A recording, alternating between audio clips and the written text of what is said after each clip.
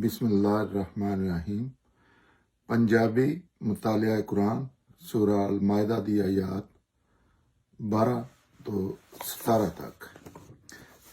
इन्हां आयतां च अल्लाह ने खिताब का रुख नसारा हल कर दिता है। पहले यहूद मुसलमानों नाल सारियां दा मिक्सचर जिहा हो रहा इस सूरा च, ते हुण ईसाइयां हल कर दिता। इस तो पहला यहूदियों के जुराम दसे जा रहे सन, उन्हां दीयां खामियां कुताइयां। उस तो बाद नसारा दे सारे जुराम दस के उन्हां ते सख्त वईद की है और खबरदार किया, उन्होंने वार्निंग दी है कि अल्लाह की तौहीद के मामले च किसी नू कोई रियायत नहीं दी जाएगी, क्योंकि हर ग्रोह क्लेम करता है कि असी अल्लाह के प्यारे हैं, असी जो भी कर लिया सानू कोई मसला नहीं, साडे ते पैगंबर नहीं है, साडे नाल ते अल्लाह दी रिलेशनशिप इस तरह की है कि असी ते हर चीज़ तो बच जाना। लिहाजा ये मुतलक अल्लाह ताला आयत 12 च फरमांदे ने, अल्लाह ने इस तरह बनी इसराइल नू तू भी ऐद लिता सी, उस दी निगरानी वास्ते असी उन्हां ते 12 नकीब मुकर्रर कीते सन और अल्लाह ने उन्हां नाल वादा कीता सी कि मैं तुहाडे नाल रवांगा अगर तुसी नमाज दा ख्याल रखिया ते ज़कात अदा की और मेरे रसूलों नू मन्निया और उन्हां दी मदद की और अल्लाह अपने नू अच्छे वाला करज देंदे रहे, ते यकीन रखो कि मैं तुहाडियां सारियां गलतियां तुहाडे तो खत्म कर दियां ते तुहानू उन्हां बागां विच दाखल करांदा जिन्हां दे थल्ले नहरां वगदियां ने। फिर जेड़े इस वादियां दे बाद भी मुनकर हो गए ते उन्हां नू चंगी तरह चानन होना चाहिदा है कि वह सीधी राह तो भटक गए ने। इस आयत च 12 च अल्लाह ताला ने बनी इसराइल की तारीख का इशारा दिता है कि उन्हां दे 12 कबीले सन ते अल्लाह ने हर कबीले विचों एक नकीब यानी कि निगरान मुकर्रर किया सी, जिन्हां दी जिम्मेदारी लाई कि वह लोकां नू ऐसा कोई काम ना करन देन जिहड़ा शरीयत के खिलाफ होवे। ये नकीब उन्हां दे मजहबी रहनुमा भी सन ते सियासी भी। ये नकीब उन्हां ते निगरान सन जिहड़ा मन्निया सी कि साडे ते नकीब होवे। अल्लाह ताला चीज़ां फोर्स नहीं करते, अल्लाह ताला दी हर चीज़ जिहड़ी है इंसान की मदद वास्ते हुंदी है। आज 13 इस वादे नू तोड़न की वजह तो असी उन्हां ते लानत कर दी है ते उन्हां दे दिल सख्त कर दिते ने। हुण उन्हां दी हालत है कि ये गल नू उहदी जगह असल जगह तो हटा देंदे ने और जिस चीज़ दे नाल उन्हां नू याददानी कराई जांदी सी ये उहदे एक हिस्से नू भुलाई बैठे ने और उसका नतीजा है कि तुहानू रोज़ उन्हां दी किसी ना किसी खयानत का पता चलता है। इन्हां विचों बहुत थोड़े ने जिहड़े इस तो बचे हुए ने, तुसी इन्हां तो कोई चंगी उम्मीद नहीं कर सकते। सो माफ़ करो है पैगंबर और इन्हां दा लिहाज करते रहो, क्योंकि अल्लाह उन्हां लोकां नू पसंद करता है जिहड़े एहसान दा रवैया इख्तियार करते हैं। इहदा अल्लाह ताला दा मतलब है इस आयत च दस्या गया कि यह दस्या गया कि अल्लाह दे नां कीते जिहड़े वादे ने ना उहदी खिलाफ वर्जी करना अल्लाह दा इनकार है। आनंद दा मतलब यह कि अल्लाह ने अपनी रहमत तो दूर कर दिता है, भी अल्लाह ताला ने हुण इग्नोर कर दिता है, भी जाओ जाके जो मर्जी है तुसी करो। ये अल्लाह ते कीते गए वादियां दी खिलाफ वर्जी दी खास सजा है। अल्लाह नाल जिहड़े वादे कीते ने उन्हां दी खिलाफ वर्जी दी लानत है, अपनी रहमत तो दूर करना जिहड़ा एक खास सजा है जिहड़ी अल्लाह ताला देंदे ने। यहूदी तारीख तो पता लगता है कि उन्होंने तौरात के अल्फाज विच भी तब्दीली की ते उहदे सियाक सबाक विच भी तब्दीली की, जिहदे नाल मतलब की हो गया और तौरात दीयां बाज़ इबारतां भी लुकाइयां, खास तौर पर वह गल्लां जिहड़ियां अल्लाह दे रसूल दीयां निशानियां के तौर पर बयान कीतियां गईयां सन। ਦਰਗੁਜ਼ਰ ਦਾ ਮਤਲਬ ਮਾਫ ਕਰਨਾ ਨਹੀਂ ਬਲਕਿ ਨਜ਼ਰ ਅੰਦਾਜ਼ ਕਰਨਾ ਹੁੰਦਾ ਹੈ। ਦਰਗੁਜ਼ਰ ਵੀ ਤੁਸੀਂ ਇਗਨੋਰ ਕਰ ਦਿੱਤਾ ਕਿਸੇ ਨੂੰ, ਆਪੇ ਭੁਗਤੇ ਦਾ ਉੱਥੇ ਹੀ ਜਾਣਾ ਸੂ, ਅੱਲਾ ਦੇ ਅੱਗੇ ਹੀ ਪੇਸ਼ ਹੋਣਾ ਸੂ, ਔਰ ਵਕਤੀ ਤੌਰ ਤੇ ਉਹਦੇ ਵੱਲ ਧਿਆਨ ਨਹੀਂ ਦਿੱਤਾ ਜਾਂਦਾ।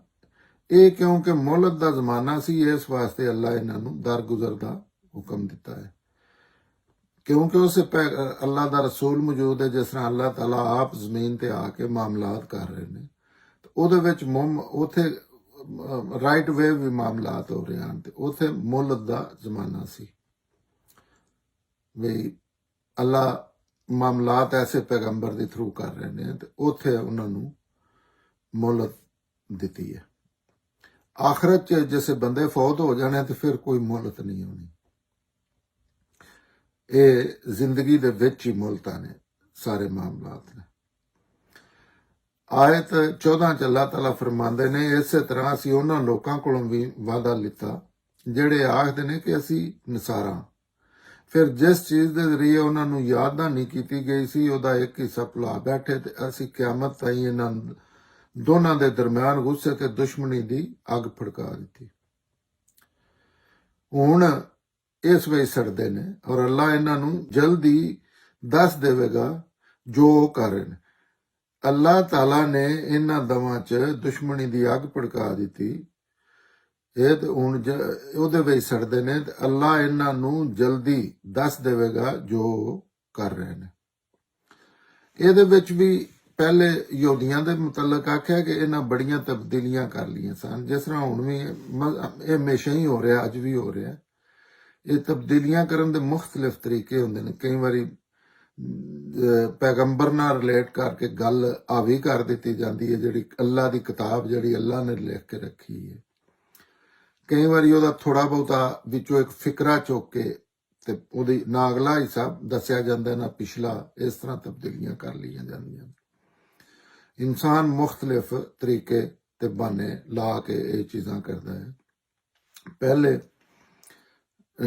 ਯਹੂਦੀਆਂ ਇਸ ਅੱਜ ਯਹੂਦੀਆਂ ਤੇ ਜਿਹੜੇ ਈਸਾਈ ਨੇ ਉਹਨਾਂ ਨੂੰ ਮੁਖਾਤਬ ਕੀਤਾ ਹੈ, ਤੇ ਅੱਲਾ ਨੇ ਪਹਿਲੀ ਗੱਲ ਇਹ ਦੱਸੀ ਹੈ ਕਿ ਨਸਾਰਾ ਯਹੂਦੀ ਜਿਹੜੇ ਨੇ ਦਾ ਨਾਂ ਅੱਲਾ ਨੇ ਨਹੀਂ ਰੱਖਿਆ, ਜਾਂ ਯਹੂਦੀਆਂ ਦਾ ਵੀ ਨਹੀਂ ਰੱਖਿਆ। ਜਿਹੜੇ ਦੂਸਰੇ ਨਵੇਂ ਇਸਲਾਮ ਦੇ ਫਿਰਕੇ ਨੇ ਉਹਨਾਂ ਦਾ ਵੀ ਅੱਲਾ ਨੇ ਨਾਂ ਨਹੀਂ ਰੱਖਿਆ। ਅੱਲਾ ਨੇ ਤੇ ਆਪਣੇ ਦੀਨ ਦਾ ਨਾਂ ਇਸਲਾਮ ਹੀ ਰੱਖਿਆ ਸੀ, ਔਰ ਇਹ ਕੁਰਾਨ 'ਚ ਅੱਲਾਹ ਤਾਲਾ ਨੇ ਬਤੌਰ ਖਾਸ ਇਹ ਜ਼ਿਕਰ ਕੀਤਾ ਕਿ ਮੈਂ ਜਿਹੜਾ ਦੀਨ ਹੈ, ਜਿਹੜਾ ਰਸੂਲ ਅੱਲਾਹ ਮੁਹੰਮਦ ਸੱਲੱਲਾਹੁ ਅਲੈਹਿ ਵਸੱਲਮ ਤੁਹਾਨੂੰ ਦੇ ਰਹੇ ਨੇ ਕੁਰਾਨ ਦੀ ਸੂਰਤ 'ਚ ਔਰ ਸੁਨਨਤ, ਉਹਦੇ 'ਚ ਉਹਦਾ ਨਾਂ ਇਸਲਾਮ ਹੈ, ਔਰ ਈਮਾਨ ਵਾਲਿਆਂ ਦਾ ਨਾਂ ਮੁਸਲਮਾਨ ਹੈ, ਔਰ ਜਿਹੜੇ ਉਹਨੂੰ ਮੰਨਦੇ ਨੇ ਉਹ ਮੁਸਲਮਾਨ ਨੇ। ਇਹ ਹੀ ਉਸ ਯਹੂਦੀਆਂ ਨੂੰ ਦੱਸਿਆ ਜਾ ਰਿਹਾ ਕਿ ਤੁਹਾਡਾ ਦੀਨ ਇਸਲਾਮ ਸੀ, ਇਹ ਨਸਾਰਾ ਤੇ ਯਹੂਦੀ ਤੇ ਸਾਰਾ ਕੁਝ ਹੋਣਾ ਜਿਹੜਾ ਨਾ, ਇਹਦਾ ਅੱਲਾ ਨਾਲ ਕੋਈ ਨਹੀਂ ਤਲਕ, ਬਲਕਿ ਉਲਟਾ ਇਹ ਅੱਲਾ ਦੀ ਮੁਖਾਲਫਤ 'ਚ ਚੀਜ਼ਾਂ ਕਰਦੇ ਹੋ ਤੁਸੀਂ।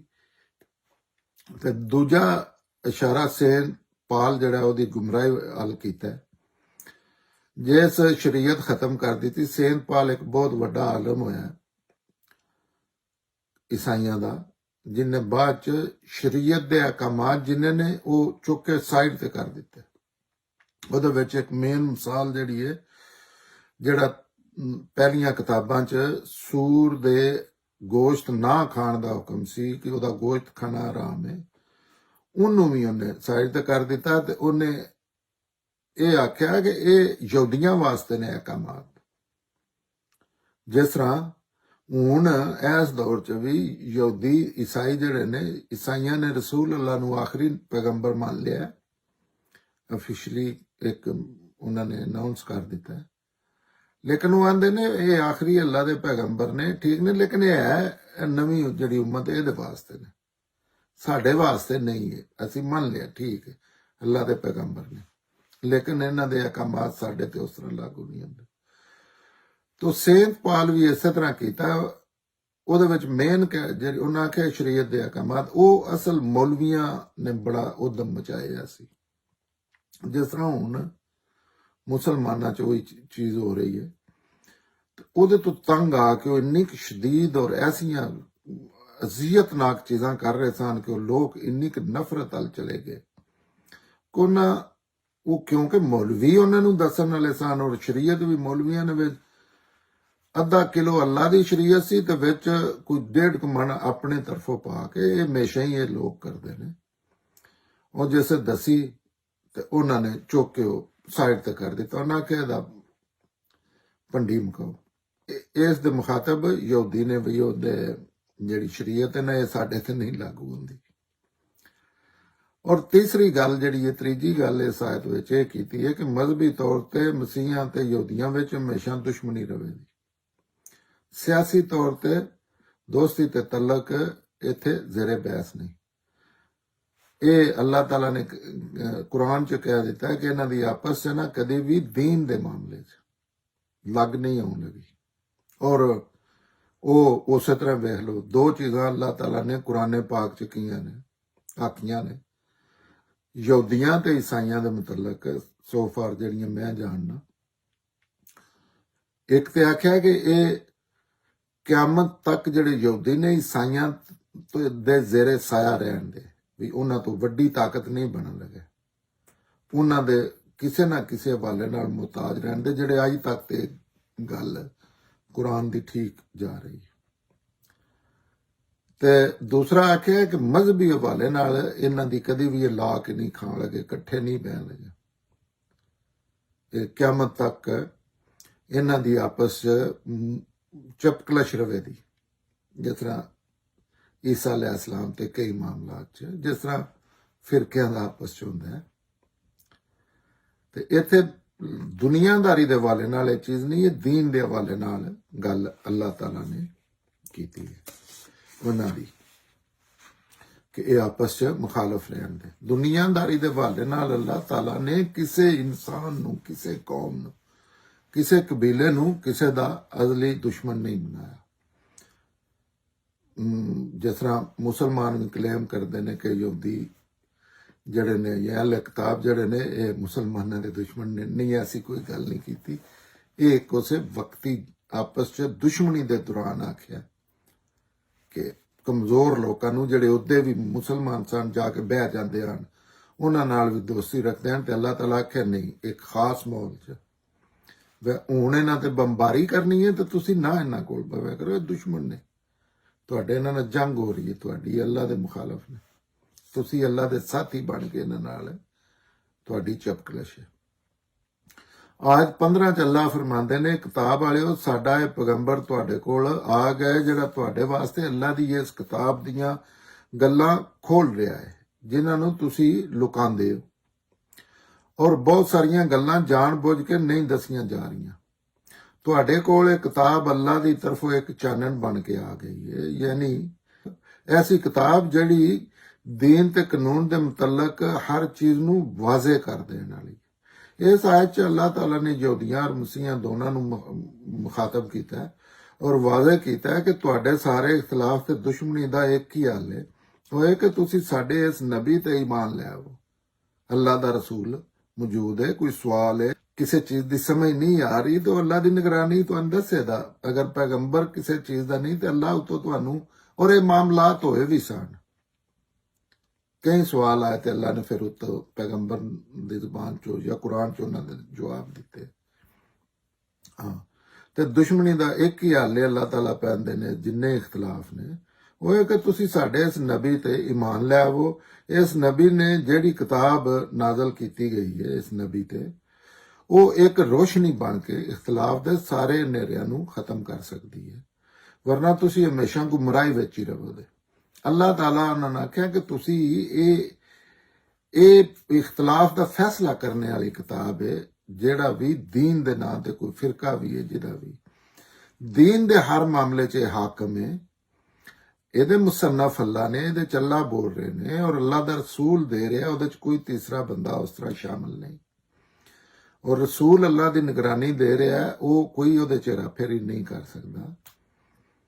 ਤੇ ਇਹ ਕਿਤਾਬ ਦਾ ਮਕਸਦ ਹੀ ਹੈ ਕਿਆਮਤ ਤੱਕ ਕਿ ਦੀਨ ਦੇ ਮਾਮਲੇ 'ਚ ਕੋਈ ਨਿਜ਼ਾਹ ਪੈਦਾ ਹੁੰਦਾ ਹੈ, ਕੋਈ ਝਗੜਾ ਪੈਦਾ ਹੁੰਦਾ ਤੇ ਇਹ ਕਿਤਾਬ ਦੇ ਕੋਲ ਤੁਸੀਂ ਜਾਣਾ ਹੈ, ਇਹ ਕੌਲੇ ਫੈਸਲ ਹੈ, ਇਹ ਲਾਰੈਬ ਹੈ, ਇਹ ਫੁਰਕਾਨ, ਮਿਜ਼ਾਨ, ਮੁਹਿੰਮ ਨੇ, ਫੈਸਲਾ ਕਰਨ ਵਾਲੀ, ਤੋਲਣ ਵਾਲੀ ਤਰਕੜੀ ਹੈ।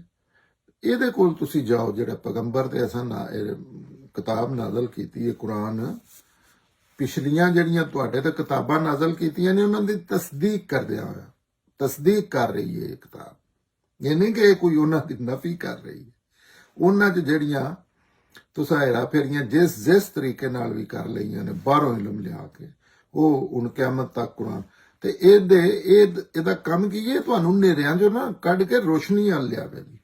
ਇਹ ਕੋਈ ਤੁਹਾਡਾ ਨੁਕਸਾਨ ਨਹੀਂ ਕਰਨ ਲੱਗੀ, ਇਹ ਤੁਹਾਡੇ ਫਾਇਦੇ ਦੀ ਗੱਲ ਹੈ ਕਿ ਕੁਰਾਨ ਕਿਆਮਤ ਤੱਕ ਅੱਲਾਹ ਤਾਲਾ ਨੇ ਨੇਕੀ ਹੈ ਇਨਸਾਨਾਂ ਤੇ, ਹਾਲਾਂਕਿ ਫਿਤਰਤ 'ਚ ਸਾਰਾ ਕੁਝ ਮੌਜੂਦ ਹੈ, ਉਹਦੇ ਬਾਵਜੂਦ ਇੱਕ ਐਕਸਟਰਾ ਚੀਜ਼ ਕਿਆਮਤ ਤੱਕ ਔਰ ਆਪਣੀ ਹਿਫਾਜ਼ਤ 'ਚ ਰੱਖ ਦਿੱਤੀ ਹੈ, ਜਿਹਦੇ 'ਚ ਨਾ ਕੋਈ ਰੱਦੋ ਬਦਲ ਕਰ ਸਕਦਾ, ਨਾ ਉਹਦੇ 'ਚ ਕੋਈ ਅੱਗੋਂ ਪਿੱਛੋਂ ਕੋਈ ਚੀਜ਼ ਦਾਖਲ ਕੀਤੀ ਜਾ ਸਕਦੀ ਹੈ, ਨਾ ਹੀ ਉਹਦੇ 'ਚ ਅਜੇ ਤੱਕ ਕੋਈ ਕਰ ਸਕਿਆ, ਨਾ ਹੀ ਉਹਦਾ ਇੱਕ ਹਰਫ ਕੋਈ ਗਲਤ ਜਾਂ ਦਾਵਾ ਗਲਤ ਸਾਬਤ ਕਰ ਸਕਿਆ।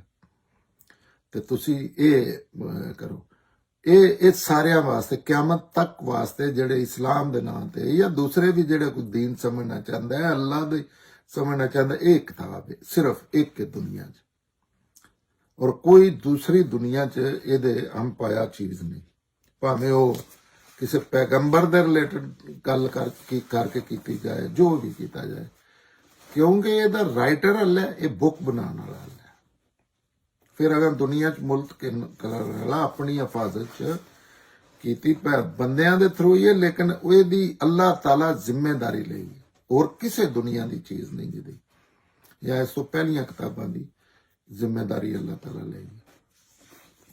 ਆਇਤ 16 'ਚ ਅੱਲਾਹ ਤਾਲਾ ਆਂਦੇ ਨੇ, ਇਹਦੇ ਜ਼ਰੀਏ ਅੱਲਾਹ ਉਹਨਾਂ ਲੋਕਾਂ ਨੂੰ ਜਿਹੜੇ ਅੱਲਾਹ ਦੀ ਰਜ਼ਾ ਚਾਹੁੰਦੇ ਨੇ ਸਲਾਮਤੀ ਦੀਆਂ ਰਾਹਾਂ ਵਿਖਾਉਂਦਾ ਹੈ ਤੇ ਆਪਣੀ ਤੌਫੀਕ ਔਰ ਕਰਮ ਨਾਲ ਉਹਨਾਂ ਨੂੰ ਹਨੇਰਿਆਂ 'ਚੋਂ ਕੱਢ ਕੇ ਰੋਸ਼ਨੀ ਵੱਲ ਲਿਆਉਂਦਾ ਹੈ ਤੇ ਇੱਕ ਸਿੱਧੀ ਰਾਹ ਦੇ ਵੱਲ ਰਹਿਨੁਮਾਈ ਕਰਦਾ ਹੈ।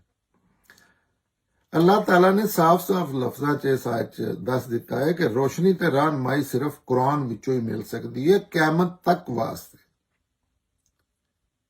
दीन दे मामले कोई भी दीन है, हिंदू है, सूफीज़म है, कोई भी दीन दे नाम ते अगर किसी को गल करनी हो, मेक श्योर कर लवे, पहला तसली कर लवे वह अल्लाह की किताब है कि नहीं, उन्होंने आप वेख के अफवाह सुन के नहीं, ਉਹਦੇ ਮੁਤਲਕ ਜਿਹੜੀਆਂ ਲੋਕ ਜ਼ਿਆਦਾ ਫੈਲਾਉਂਦੇ ਨੇ ਔਰ ਅਕਸਰ ਉਹਦੇ ਮੰਨਣ ਵਾਲੇ ਫੈਲਾ ਰਹੇ ਹੁੰਦੇ ਨੇ। ਅੱਜ ਵੀ ਇਹ ਕੇਸ ਹੈ ਤੇ ਆਖਿਆ ਇਹ ਸਾਫ਼-ਸਾਫ਼ ਲਫ਼ਜ਼ਾਂ 'ਚ ਆਖ ਦਿੱਤਾ। ਹੁਣ ਫਿਤਰਤ ਤੋਂ ਬਾਅਦ ਅਗਰ ਇਨਸਾਨ ਦੀ ਰਹਿਨੁਮਾਈ ਵਾਸਤੇ ਜਿਹੜੀ ਫਿਤਰਤ 'ਚ ਅੱਛਾਈਆਂ ਬੁਰਾਈਆਂ ਸ਼ਰ ਖੈਰ ਹੈ, ਜਿਹਦੇ ਵਾਸਤੇ ਇਨਸਾਨ ਨੂੰ ਕਿਧਰੇ ਜਾਣਾ ਨਹੀਂ ਪੈਂਦਾ, ਉਹਦੇ ਤੋਂ ਬਾਅਦ ਇਹ ਇੱਕ ਹੀ ਚੀਜ਼ ਹੈ, ਕੁਰਾਨ। ਔਰ ਕੁਰਾਨ ਤੋਂ ਇੱਡੇ ਜਿੰਨੀਆਂ ਗੱਲਾਂ ਨੇ ਉਹ ਅੱਲਾਹ ਤਾਲਾ ਜਾਂ ਰਸੂਲ ਅੱਲਾਹ ਉਹਨਾਂ ਦੇ ਬਿਲਕੁਲ ਜ਼ਿੰਮੇਦਾਰ ਕੋਈ ਨਹੀਂ, ਜਿਹੜੀਆਂ ਉਹਨਾਂ ਦੇ ਬਿਆਫ ਤੇ ਕੀਤੀਆਂ ਜਾਂਦੀਆਂ ਨੇ ਉਹਦਾ, ਕਿਉਂਕਿ ਰਸੂਲ ਅੱਲਾਹ ਵੀ ਜਿਹੜੇ ਨੇ ਉਹਨਾਂ ਇੱਕ ਕਿਤਾਬ ਦੇ ਕੇ ਤੇ ਆਖਿਆ ਮੈਂ ਇਹ ਕਿਤਾਬ ਨੂੰ ਫੜੀ ਰੱਖਣਾ, ਇਹ ਅੱਲਾਹ ਦੀ ਰੱਸੀ ਨੂੰ ਮਜ਼ਬੂਤੀ ਨਾਲ ਫੜੀ ਰੱਖਣਾ। ਔਰ ਕਿਸੇ ਕਿਤਾਬ ਅੱਲਾਹ ਪੈਗੰਬਰ ਸੱਲੱਲਾਹੁ ਅਲੈहि ਵਸੱਲਮ ਨੇ ਔਰ ਦੁਨੀਆ ਦੀ ਕੋਈ ਚੀਜ਼ ਰਿਕਮੈਂਡ ਨਹੀਂ ਕੀਤੀ ਇਹਦੇ ਤੋਂ ਇਲਾਵਾ। ਬੈਠ ਸਿਰਫ ਹੁਣ ਕਿਆਮਤ ਤੱਕ ਜੇ ਕੋਈ ਉਬਾਮ ਦੂਰ ਕਰਨ ਵਾਲਾ ਇਹ ਚੀਜ਼ ਹੈ ਜੇ ਇਹ ਚੀਜ਼ ਹੈ ਜੇ ਕੋਈ ਵੀ ਚੀਜ਼ ਦੇਣ ਦੇ ਮਾਮਲੇ ਸਮਝਣੀ ਹੈ ਇਲਮੀ ਵਾਲੇ ਨਾਲ ਇਹ ਕਿਤਾਬ ਹੈ। ਆਇਤ 17 ਚ ਇਹਦੇ ਚ ਅੱਲਾਹ ਤਾਲਾ ਇਹਦੇ ਵਿੱਚ ਕੋਈ ਸ਼ੱਕ ਨਹੀਂ ਕਿ ਉਹਨਾਂ ਲੋਕਾਂ ਨੇ ਕੁਫਰ ਕੀਤਾ ਜਿਨ੍ਹਾਂ ਨੇ ਕਿਹਾ ਕਿ ਅੱਲਾਹ ਤਾਂ ਇਹ ਹੀ ਮਸੀਹ ਇਬਨ ਮਰੀਮ ਹੈ। ਇਹਨਾਂ ਨੂੰ ਪੁੱਛੋ ਕਿ ਅੱਲਾਹ ਦੇ ਅੱਗੇ ਕਿੰਦਾ ਜ਼ੋਰ ਚੱਲਦਾ ਹੈ, ਉਹ ਚਾਹਵੇ ਤੇ ਮਸੀਹ ਇਬਨ ਮਰੀਮ ਤੇ ਉਹਦੀ ਮਾਂ ਔਰ ਸਾਰੇ ਜ਼ਮੀਨ ਵਾਲਿਆਂ ਨੂੰ ਹਲਾਕ ਕਰ ਦੇਵੇ, ਉਹਦੇ ਫੈਸਲਿਆਂ ਤੇ ਕੋਈ ਅਸਰ ਅੰਦਾਜ਼ ਨਹੀਂ ਹੋ ਸਕਦਾ, ਇਸ ਲਈ ਕਿ ਜ਼ਮੀਨ ਤੇ ਅਸਮਾਨਾਂ ਵਿੱਚ ਔਰ ਇਹਨਾਂ ਦੇ ਦਰਮਿਆਨ ਜੋ ਕੁਝ ਹੈ ਉਹਦਾ ਬਾਦਸ਼ਾਹ ਅੱਲਾਹ ਹੀ ਹੈ। ਉਹ ਜੋ ਚਾਹੁੰਦਾ ਹੈ ਪੈਦਾ ਕਰਦਾ ਹੈ ਤੇ ਹਰ ਚੀਜ਼ ਤੇ ਕੁਦਰਤ ਰੱਖਦਾ ਹੈ। ਇਹ ਬਹੁਤ ਗੁੱਸੇ ਨਾਲ ਅੱਲਾਹ ਤਾਲਾ ਨੇ ਗੱਲ ਕੀਤੀ ਹੈ। ਜਿਹੜੇ ਕਲੇਮ ਕਰਦੇ ਨੇ ਇਹ ਅੱਜ ਵੀ ਲੋਕਾਂ ਨੂੰ ਇਹਨਾਂ ਚੀਜ਼ਾਂ ਤੇ ਗੌਰ ਫਿਕਰ ਕਰਨਾ ਚਾਹੀਦਾ, ਜੋ ਕੋਈ ਇਸਲਾਮ ਦੇ ਨਾਂ ਤੇ ਮੁਸਲਮਾਨ ਬਣ ਕੇ ਕਰ ਰਹੇ ਨੇ ਕਿ ਉਹ ਕਿਸ ਤਰ੍ਹਾਂ ਦੀਆਂ ਚੀਜ਼ਾਂ ਔਰ ਗੱਲਾਂ ਕਰ ਰਹੇ ਨੇ। ਤੇ ਅੱਲਾਹ ਤਾਲਾ ਵੇਖੋ ਇਹ ਸਾਰੀਆਂ ਕੁਰਾਨ ਇਸੇ ਵਾਸਤੇ ਹੀ ਕਿਆਮਤ ਤੱਕ ਵਾਸਤੇ ਲਾ ਰਹਿਬ ਔਰ ਰਹਿਨਮਾਈ ਔਰ ਰੋਸ਼ਨੀ ਹੈ ਕਿ ਉਹਦੇ ਚ ਕੋਈ ਉਬਾਮ ਨਹੀਂ ਅੱਲਾਹ ਤਾਲਾ ਛੱਡਦੇ। ਕਿਆਮਤ ਤੱਕ ਜਿਹੜੇ ਮਾਮਲਾਤ ਇਨਸਾਨ ਨੂੰ ਪੇਸ਼ ਆ ਸਕਦੇ ਨੇ ਆਖਰਤ ਦੇ ਹਵਾਲੇ ਨਾਲ, ਕਿਉਂਕਿ ਨਾ ਇਨਸਾਨ ਦਾ ਇਲਮ ਉਸ ਤਰ੍ਹਾਂ ਅਸੂਲ ਚ ਔਰ ਨਾ ਹੀ ਰਵਈਏ ਫਿਤਰਤ ਬਦਲੀ ਹੈ। ਲਿਹਾਜ਼ਾ ਕੁਰਾਨ ਵੀ ਉਹ ਕਿਆਮਤ ਤੱਕ ਇਸੇ ਤਰ੍ਹਾਂ ਮੁਖਾਤਬ ਹੋਣ ਦੇ। ਅੱਲਾਹ ਤਾਲਾ ਗੁੱਸੇ ਚ ਆ ਕੇ ਆਂਦੇ ਨੇ, ਬੜੇ ਸਖਤ ਲਫ਼ਜ਼ਾਂ ਵਿੱਚ ਦੱਸਿਆ ਹੈ ਕਿ ਅੱਲਾਹ ਚਾਹੇ ਤੇ ਇਸ ਗੁੰਮਰਾਹੀ ਦੀ ਸਜ਼ਾ ਦੇ ਕੇ ਸਾਰੀ ਦੁਨੀਆ ਨੂੰ ਹੀ ਤਬਾਹ ਕਰ ਦੇਵੇ, ਜਿਸ ਤਰ੍ਹਾਂ ਦੇ ਤੁਸੀਂ ਕਲੇਮ ਪੈ ਕਰਦੇ। ਉਹ ਆਪਣੀ ਤੌਹੀਦ ਨਾਲ ਕੁਫਰ ਦੇ ਜੁਰਮ ਵਿੱਚ ਸਾਰਾ ਖੇਡ ਹੀ ਖਤਮ ਕਰ ਦੇਵੇ। ਵੀ ਜਿਹੜਾ ਤੁਸੀਂ ਦੂਸਰਿਆਂ ਲੋਕਾਂ ਨੂੰ ਅੱਲਾਹ ਦਾ ਸ਼ਰੀਕ ਬਣਾਉਂਦੇ ਹੋ ਮੁਖਤਲਿਫ ਸੂਰਤਾਂ 'ਚ ਔਰ ਹਰ ਦੌਰ 'ਚ ਬਣਾ ਰਹੇ ਹੁੰਦੇ ਹੋ, ਅੱਲਾਹ ਕਹਿੰਦੇ ਨੇ ਕੋਈ ਇੰਨਾ ਵੱਡਾ ਜੁਰਮ ਹੈ ਕਿ ਅੱਲਾਹ ਚਾਹੁੰਦਾ ਆਪਣੀ ਤੌਹੀਦ ਦੇ ਨਾਲ ਕੁਫਰ ਦੇ ਜੁਰਮ ਵਿੱਚ ਸਾਰੀ ਖੇਡ ਖਤਮ ਕਰ ਦੇਣ ਸਾਰਾ ਸਿਲਸਿਲਾ। ਅੱਲਾਹ ਨੇ ਆਖਿਆ ਕਿ ਤੁਸੀਂ ਈਸਾ ਔਰ ਉਸ ਦੀ ਵਾਲਦਾ ਮਰੀਮ ਨੂੰ ਖੁਦਾ ਕਰਾਰ ਦਿੱਤਾ ਹੈ। ਅੱਲਾਹ ਤਾਲਾ ਨੇ ਵੀ ਅੱਜ ਵੀ ਇਹ ਹਰ ਦੌਰ 'ਚ ਇਨਸਾਨ ਤਸਬ ਚਾਹ ਕੇ ਕਰਦਾ ਹੈ, ਕਿਉਂਕਿ ਸ਼ਖਸੀਅਤ ਪ੍ਰਸਤੀ ਦੀ ਇਹਦੀ ਮਾਂ ਸ਼ਖਸੀਅਤ ਪ੍ਰਸਤੀ ਹੁੰਦੀ ਔਰ ਅੰਧੀ ਤਕਲੀਦ ਜਾਂ ਤਕਲੀਦ। ਕਿਉਂਕਿ ਸ਼ਖਸੀਅਤ ਪ੍ਰਸਤ ਇਨਸਾਨ ਫਿਰ ਦੂਸਰਿਆਂ ਨਾਲ ਜ਼ਿੱਦ ਮਜ਼ਿਦਾ ਆਪਣੀ ਨਾ ਦੂਸਰਿਆਂ ਲੋਕਾਂ ਨੂੰ ਆਪਣੀ ਸ਼ਖਸੀਅਤ ਨੂੰ ਐਸੇ ਲੈਵਲ ਤੇ ਲਾ ਕੇ ਜਾਣਾ ਚਾਹੁੰਦਾ ਜਿੱਥੇ ਅੱਗੇ ਦੂਸਰੇ ਕੋਲ ਉਹਦਾ ਤੋੜ ਕੋਈ ਨਹੀਂ। ਤਾਂ ਅੱਲਾਹ ਹੀ ਦੇ ਨਾਲ ਹੀ ਰਿਲੇਟ ਕਰ ਦੇਣਾ ਜਾਂ ਅੱਲਾਹ ਬਣਾ ਦੇਣਾ ਕਿਸੇ ਨਾ ਕਿਸੇ ਸੂਰਤ 'ਚ। ਉਹ ਨਾ ਕਈ ਵਾਰੀ ਨਹੀਂ ਲਿਆ ਜਾਂਦਾ ਕਿ ਇਹ ਅੱਲਾਹ, ਲੇਕਿਨ ਇਹ ਅੱਲਾਹ ਹੀ ਆਖਣਾ ਹੁੰਦਾ ਕਿਸੇ ਨੂੰ ਕਿ ਭਰ ਦੋ ਝੋਲੀ ਮੇਰੀ ਯਾ ਮੁਹੰਮਦ, ਜਾਂ ਤੇਰਾ ਹੀ ਖਾਵਾਂ ਤੇਰੇ ਹੀ ਗੁਣ ਗਾਵਾਂ, ਜਾਂ ਦਾਤਾ ਦਸਕੀ, ਜੋ ਵੀ ਮਾਮਲੇ ਬਣੇ ਨੇ, ਜਾਂ ਈਸਾ ਇਬਨ ਮਰੀਮ ਜਾਂ ਮੁਸ਼ਰਕੀਨ ਜਿਹੜਾ ਫਰਿਸ਼ਤਿਆਂ ਨੂੰ ਇਹ ਇਸੇ ਕੰਮ ਵਾਸਤੇ ਇਸਤੇਮਾਲ ਕਰਦੇ ਹਨ ਕਿ ਇਹ ਅੱਲਾਹ ਕੋਲ ਸਾਡੀ ਅੱਲਾਹ ਦੇ ਕਰੀਬੀ ਨੇ ਤੇ ਸਿਫਾਰਿਸ਼ ਕਰਨ ਦੇ। ਤੇ ਸਾਰੀਆਂ ਚੀਜ਼ਾਂ ਜਿਹੜੀਆਂ ਨੇ ਇਹਨਾਂ ਨੂੰ ਅੱਲਾਹ ਤਾਲਾ ਕਹਿੰਦੇ ਨੇ ਕਿ ਇਹ ਜਿਹੜੇ ਤੁਸੀਂ ਕਰਦੇ ਹੋ ਨਾ ਕਿ ਇਹ ਤੁਸੀਂ ਖੁਦਾ ਕਰਾਰ ਦੇ ਦਿੱਤਾ ਹੈ ਔਰ ਖੁਦਾ ਦੀ ਮਾਂ ਕਰਾਰ ਦੇ ਦਿੱਤਾ ਹੈ। ਇਹ ਅੱਲਾਹ ਚਾਹੇ ਤੇ ਈਸਾ ਔਰ ਉਸ ਦੀ ਮਾਂ ਦੋਵਾਂ ਨੂੰ ਤੁਹਾਡੇ ਖਤਮ ਕਰ ਦੇਵੇ, ਮਾਰ ਦੇਵੇ।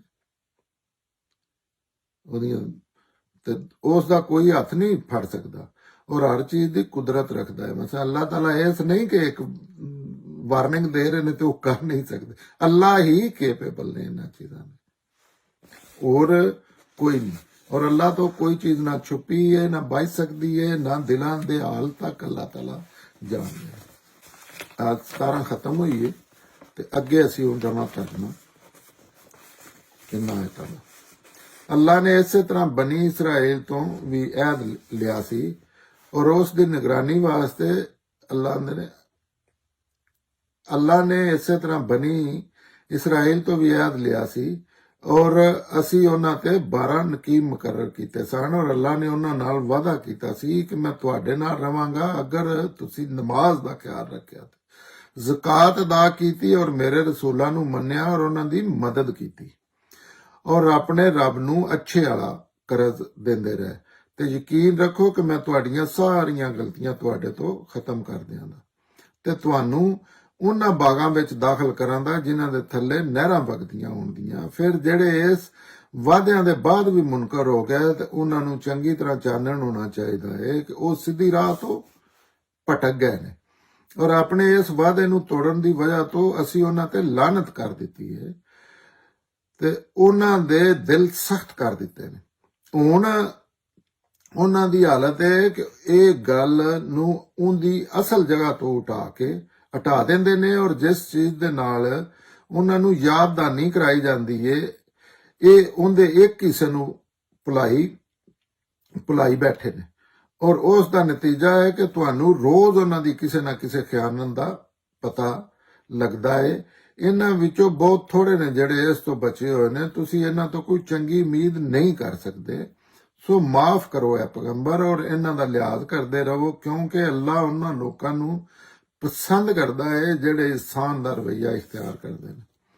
ਇਸੇ ਤਰ੍ਹਾਂ ਅਸੀਂ ਉਹਨਾਂ ਲੋਕਾਂ ਕੋਲੋਂ ਵੀ ਵਾਅਦਾ ਲਿੱਤਾ ਜਿਹੜੇ ਆਖਦੇ ਨੇ ਕਿ ਅਸੀਂ ਨਸਾਰਾ, ਫਿਰ ਜਿਸ ਚੀਜ਼ ਦੇ ਜ਼ਰੀਏ ਉਹਨਾਂ ਨੂੰ ਯਾਦਦਾਨੀ ਕੀਤੀ ਗਈ ਉਹਦੇ ਇੱਕ ਹਿੱਸੇ ਨੂੰ ਭੁਲਾ ਬੈਠੇ ਨੇ ਤੇ ਅਸੀਂ ਕਿਆਮਤ ਤਾਈਂ ਇਹਨਾਂ ਦੇ ਦੋਨਾਂ ਦੇ ਦਰਮਿਆਨ ਗੁੱਸੇ ਤੇ ਦੁਸ਼ਮਣੀ ਦੀ ਅੱਗ ਭੜਕਾ ਦਿੱਤੀ ਹੈ। ਹੁਣ ਉਹ ਇਸ ਵਿੱਚ ਸੜਦੇ ਨੇ ਔਰ ਅੱਲਾ ਇਹਨਾਂ ਨੂੰ ਜਲਦੀ ਦੱਸ ਦੇਵੇਗਾ ਜੋ ਉਹ ਕਰਦੇ ਨੇ ਪਏ। ਇਹ ਕਿਤਾਬ ਵਾਲਿਓ ਸਾਡੇ ਤੇ ਪੈਗੰਬਰ ਤੁਹਾਡੇ ਕੋਲ ਆ ਗਏ। ਇਹ ਕਿਤਾਬ ਵਾਲਿਓ ਸਾਡਾ ਪੈਗੰਬਰ ਤੁਹਾਡੇ ਕੋਲ ਆ ਗਿਆ ਜਿਹੜਾ ਤੁਹਾਡੇ ਵਾਸਤੇ ਅੱਲਾ ਦੀ ਇਸ ਕਿਤਾਬ ਦੀਆਂ ਗੱਲਾਂ ਖੋਲ ਰਿਹਾ ਹੈ ਜਿਨ੍ਹਾਂ ਨੂੰ ਤੁਸੀਂ ਲੁਕਾਉਂਦੇ ਹੋ ਔਰ ਬਹੁਤ ਸਾਰੀਆਂ ਗੱਲਾਂ ਜਾਣਬੁੱਝ ਕੇ ਨਹੀਂ ਦਸੀਆਂ ਜਾ ਰਹੀਆਂ। ਤੁਹਾਡੇ ਕੋਲ ਇਹ ਕਿਤਾਬ ਅੱਲਾ ਦੀ ਤਰਫੋਂ ਇੱਕ ਚਾਨਣ ਬਣ ਕੇ ਆ ਗਈ ਹੈ, ਯਾਨੀ ਇੱਕ ਕਿਤਾਬ ਜਿਹੜੀ ਦੀਨ ਤੇ ਕਾਨੂੰਨ ਦੇ ਮੁਤਲਕ ਹਰ ਚੀਜ਼ ਨੂੰ ਵਾਜ਼ਿਹ ਕਰ ਦੇਣ ਵਾਲੀ ਹੈ। ਇਹਦੇ ਜ਼ਰੀਏ ਅੱਲਾ ਉਹਨਾਂ ਲੋਕਾਂ ਨੂੰ ਜਿਹੜੇ ਅੱਲਾ ਦੀ ਰਜ਼ਾ ਚਾਹੁੰਦੇ ਨੇ ਸਲਾਮਤੀ ਦੀਆਂ ਰਾਹਾਂ ਵਿਖਾਉਂਦਾ ਹੈ ਤੇ ਆਪਣੀ ਤੌਫੀਕ ਔਰ ਕਰਮ ਨਾਲ ਉਹਨਾਂ ਨੂੰ ਹਨੇਰਿਆਂ ਚੋਂ ਕੱਢ ਕੇ ਰੋਸ਼ਨੀ ਦੇ ਵੱਲ ਲਿਆਉਂਦਾ ਹੈ ਤੇ ਇੱਕ ਸਿੱਧੀ ਰਾਹ ਦੇ ਰਾਹਨੁਮਾਈ ਕਰਦਾ ਹੈ। ਇਹਦੇ ਵਿੱਚ ਕੋਈ ਸ਼ੱਕ ਨਹੀਂ ਕਿ ਉਹਨਾਂ ਲੋਕਾਂ ਨੇ ਕੁਫਰ ਕੀਤਾ ਹੈ ਜਿਨ੍ਹਾਂ ਨੇ ਕਿਹਾ ਕਿ ਅੱਲਾ ਤੇ ਇਹ ਹੀ ਮਸੀਹ ਇਬਨ ਮਰੀਮ ਹੈ। ਇਹਨਾਂ ਨੂੰ ਪੁੱਛੋ ਕਿ ਅੱਲਾ ਦੇ ਅੱਗੇ ਕਿਹਦਾ ਜ਼ੋਰ ਚੱਲਦਾ ਹੈ। ਉਹ ਚਾਹਵੇ ਤੇ ਮਸੀਹ ਇਬਨ ਮਰੀਮ ਤੇ ਉਹਦੀ ਮਾਂ ਨੂੰ ਸਾਰੇ ਜ਼ਮੀਨ ਵਾਲਿਆਂ ਨੂੰ ਹਲਾਕ ਕਰ ਦੇ, ਮਾਰ ਦੇ। ਉਹਦੇ ਫੈਸਲਿਆਂ ਤੇ ਕੋਈ ਅਸਰ ਅੰਦਾਜ਼ ਨਹੀਂ ਹੋ ਸਕਦਾ। ਇਸ ਲਈ ਜ਼ਮੀਨ ਤੇ ਅਸਮਾਨਾਂ ਵਿੱਚ ਇਹਨਾਂ ਦੇ ਦਰਮਿਆਨ ਜੋ ਕੁਝ ਹੈ, ਜ਼ਮੀਨ ਤੇ ਅਸਮਾਨਾਂ ਵਿੱਚ ਔਰ ਇਹਨਾਂ ਦੇ ਦਰਮਿਆਨ ਜੋ ਕੁਝ ਹੈ, ਉਹਦਾ ਬਾਦਸ਼ਾਹ ਅੱਲਾ ਹੀ ਹੈ ਔਰ ਜੋ ਚਾਹੁੰਦਾ ਹੈ ਪੈਦਾ ਕਰਦਾ ਹੈ ਤੇ ਹਰ ਚੀਜ਼ ਤੇ ਕੁਦਰਤ ਰੱਖਦਾ ਹੈ।